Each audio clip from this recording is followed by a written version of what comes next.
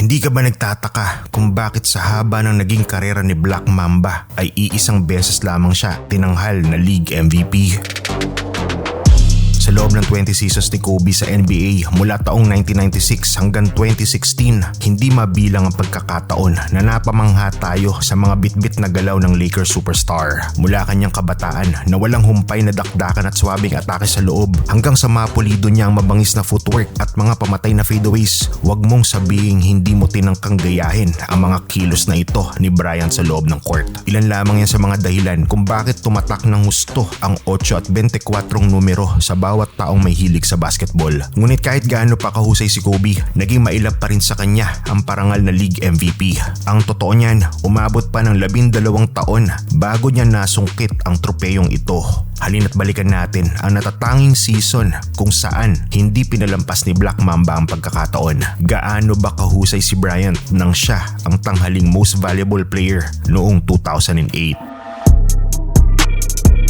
Sa pagitan ng 1999 hanggang 2004, nasaksihan natin ang matinding pamamayagpag ng LA Lakers tandem ni Kobe at Shaq sa NBA. 5 taon yan na hindi bumaba sa 50 panalo ang koponan kada regular season. Kaya naman 4 na beses silang nagpabalik-balik sa NBA Finals. Sa yugtong ito rin nila nakamkam ang 3 sunod-sunod na titulo, ang 2000, 2001, and 2002 NBA Championships. Lakers ang unang dinastiya nang pumasok ang 2000 era. Si Shaq ang tinanghal na League MVP noong 2000, kasabay ito ng kanilang unang kampyonato. Nakuha naman ni Iverson ang 2001 League MVP, habang back-to-back MVP naman si Tim Duncan ng 2002 at 2003. At si Kevin Garnett ang nag-uwi ng tropeyo naman noong 2004. Sa madaling salita, hindi man lang nakasungkit si Kobe ng MVP award mula nang magsimula hanggang sa matapos ang paghahari ng Lakers sa liga. Kung sisilipin naman natin ang mga MVP voting ng huling 3 taon ng Lakers dynasty, lumalabas na pasok palagi sa top 5 voting si Kobe. Nga lang, malayo ang mga voting points niya sa itinanghal na opisyal na MVP. Kaya nang lumipat na si Shaq sa Heat, kasabay rin nito ang pagbagsak ng Lakers. Naiwan si Bryant at mas lumitang tsansa na makuha ang individual award na ito. Nagpatuloy ang magandang karera ni Kobe, pero hindi na kasing lakas ng dati ang Lakers group na meron siya. Hanggang sumapit ang 2007-2008 season. Ito na pala yung panahon na masusungkit na niya ang MVP award. Entering to the season, 29 years old na si Kobe. Maganda na ang resume. May kampyonato, pamalagi ang all-star, napapasama sa all-defense at naging scoring champ na rin ng liga. Hindi mawawala syempre ang mga haters, lalo na't tinitira lagi ang kanyang pagiging buhaya. But Kobe is Kobe, walang pake sa sasabihin ng iba. At gagawin niya ang gusto niyang gawin para manalo. Tumatak talaga to, yung pagiging competitor ni Kobe. Kaya busisiin natin kung paano ba niya dinumina ang season na ito. Unahin natin sa scoring department. Kobe had the most number of points scored that season with 2,323 points. 3 lamang ang players na umabot ng 2,000 points sa season na yon. Siya, si LeBron at si Allen Iverson. With an average of 28.3 points per game, shooting at 46%, ipinamalas ni Kobe ang iba't ibang kaparaanan niya kung paano umiscore. Very diverse ang offensive skill set ni Black Mamba. Nagsisimula yan sa kanyang aral na footwork, kasunod ng isang pamatay na jump shot o kung hindi man, isang malupit na atake sa loob. In fact, hawak ni Kobe ang highest points scored that season na 53 points. Nagtala siya ng 2 laro na may 50 plus points, 7 laro naman na may 40 plus points at 36 games na 30 or more ang puntos niya. Sa makatuwid, sobrang init ni Kobe sa season na ito.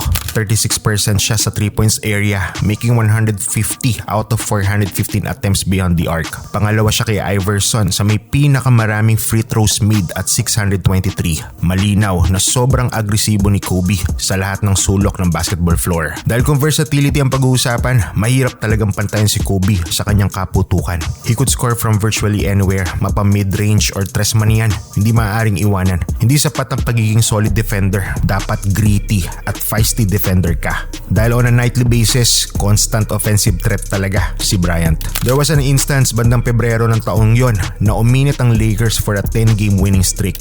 Ito rin yung panahon na nakuha na nila si Pau Gasol from the Grizzlies. Added firepower sa roster ng Lakers at mas lalong nagbukas sa kanilang championship aspiration. Gutom si Kobe na magkampiyon nang hindi kasama si Shaq. Ito kasi yung magpapatunay na hindi lamang siya pang sidekick kundi isang mahusay din na leader. Kobe played a crucial role in guiding the LA Lakers to top of the Western Conference with a 57-25 record. Madalas pag-usapan ng pagiging matinik na scorer ni Kobe.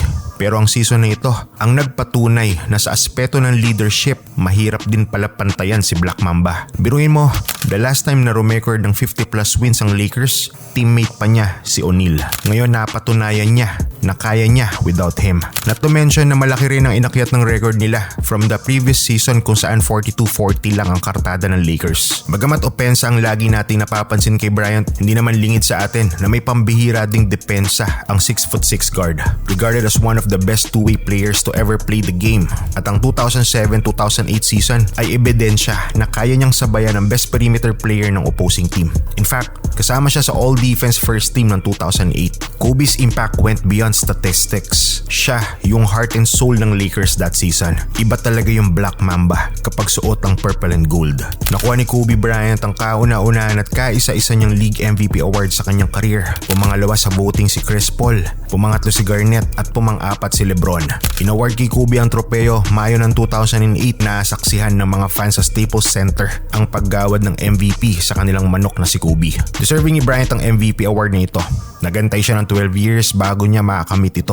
Although individual award lang ito, hindi mo naman maalis sa isang player na gusto niyang makakamit talaga ito dahil dugot pawis nang ibinuhos niya para lang buhatin ang koponan. Isa pa, may kampeonato na si Bryant at tanging MVP na lang ang kulang. Pero hindi pa tapos ang laban ni Kobe sa season na yon. May isa pa siyang gustong patunayan. Yun ay ang magkampiyon nang wala si O'Neal.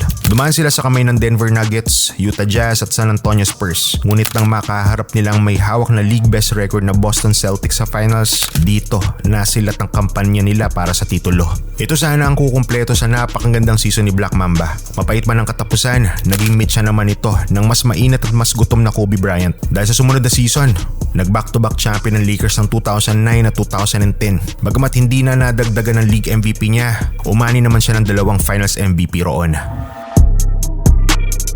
Ang pag-idolo sa isang basketball player ay di lamang naghahanggan sa galing nito sa court. Tulad ng kay Kobe, maraming tinuturo ang karir niya sa atin. Alam niyang mahusay siya, pero kung di pa niya panahon, patuloy siyang mag-aantay at magpapakahusay pa. Hanggang isang araw, makakuha niya ang inaasam niya at minsan doble-doble pa. Ikaw ba? Ano ang kwentong Kobe mo? I-komento at ibahagi mo na yan sa ibaba. Don't forget to like and share this video. Follow our page and subscribe to our channel. Ito ang Dribble Access, ang access mo sa mundo ng NBA basketball.